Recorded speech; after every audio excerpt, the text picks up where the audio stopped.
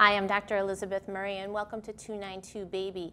We know that smartphones and texting have certainly changed how we run our lives, but as you can imagine, that technology has really changed how things work at 911 as well. Joining me today is Chris Martin. He's the training supervisor at a local 911 center, and he's going to share with us some of the new updates and what we can expect from our friends at 911. Thank you for joining me here today. Thank you, Doctor.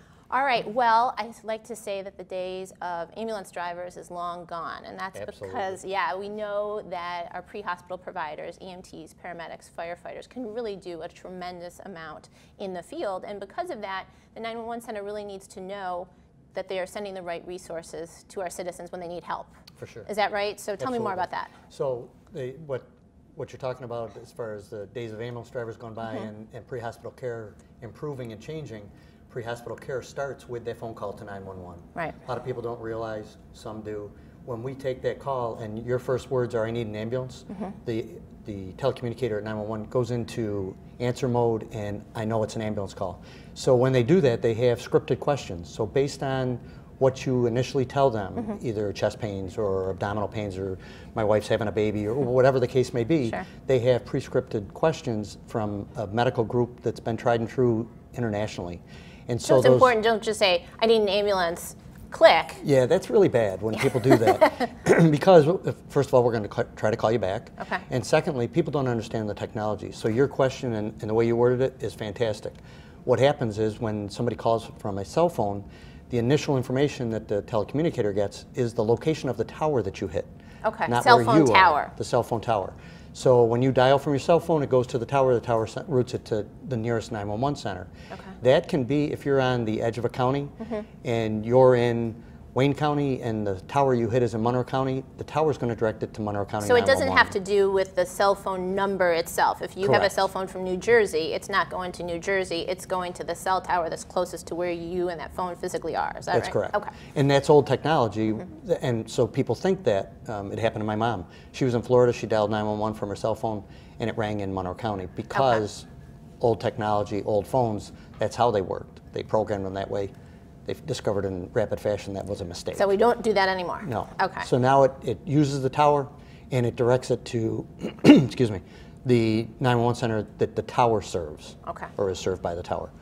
So when they do that, we initially get that tower address, and then, and people don't realize, the telecommunicator has a switch on their phone, and while they're talking to you and asking the questions, they can push the retransmit on their phone, and that retransmit sends a message from the telecommunicator's phone to your phone without you ever knowing it. Where are you now? So it's a double check. You're giving the address, and then you guys are double checking to make sure they're getting to the right space.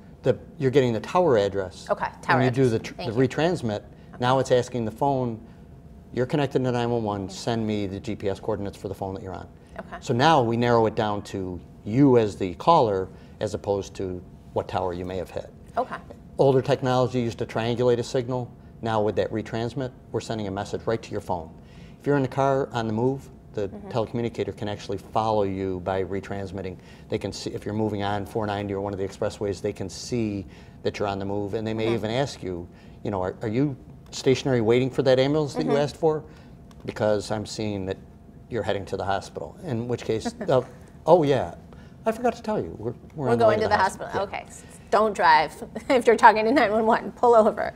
Either pull over or at least let the operator know what's going on, because they're going to wonder if there's a technology issue if they see your signal moving when you've kind of indicated that you're stationary. Because it's all about getting the right resources to the person, because we mentioned there are a lot of resources available. We have advanced life support ambulances, basic life support. Sometimes we need the firefighters to come and help. Sometimes there's a special operations team that we might need, person falling down a gorge, things like that. So they're asking all of those questions to make sure they get you, the citizen, the help that you need. Right, they're asking so they get you the right resources. They're also asking because those scripted questions, some of them have instructions for the caller. So if you say that, you know, you think your husband, your wife, your child, whatever, had a heart attack or is having a heart attack, they'll ask you more questions, and then if that is in fact the case and they're out, they'll provide you with instructions So on that's how amazing. to do CPR. Right, so you can start the care right then. You really Absolutely. are the first chain in the step in the survival chain, we call Yes. it. Yep. All right, so that person is choking, you're going to get instructions on how to help that person. So That's another correct. really critical reason why you need to stay on the line with 911. And we keep track of that because we think that's important, not only for the person. I mean, we follow them through that process Right. and try to find out, did they survive? And in a lot of cases, the doctors such as yourself might say to our people at 911, if it hadn't been for those instructions and that CPR that was started, or those instructions and you help deliver that baby or help free that cord, which Right. are all instructions that they can give, we let the employee know. And All right. we do lifesaver awards, and we Yeah. do baby pins, and to recognize the effort and encourage our people to give all those instructions and do all it's that so process. important, and it's an incredibly stressful job, but it really is so impressive, the information that can be transmitted, and it really is truly life-saving information that can start right from that phone call to 911. And it's very rewarding for our people to know that they made a difference, and our staff we're very much convinced that we make a difference in people's lives every day.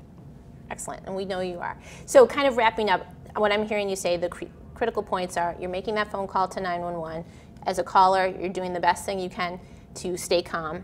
You're going to answer the questions to the information that's given to you. Sometimes That's the most important. Answer the questions? Answer the questions. Yeah. And people are less now than when we first started the process, which we've had for many years now. But when we start to ask the questions, if they're argumentative, if they're resistant to the questions, they prolong that call tenfold. If you just answer the operator's questions, people think, well, you're just wasting my time. You've got that information on your screen. And we try to double verify everything. If the technology tells us you're here and we ask you where you are and you tell us you're here, then we've got a better sense that we're sending the help to the right place. We don't want to depend on the technology and have it be the day that the tower closest to you technology is fails. down Sure. and it's gone to another tower, Sure. and now it's not as close to you. And so we want to make sure that we have where you are, location, location, location. I mean, That's it's right. the most important piece of information that we get.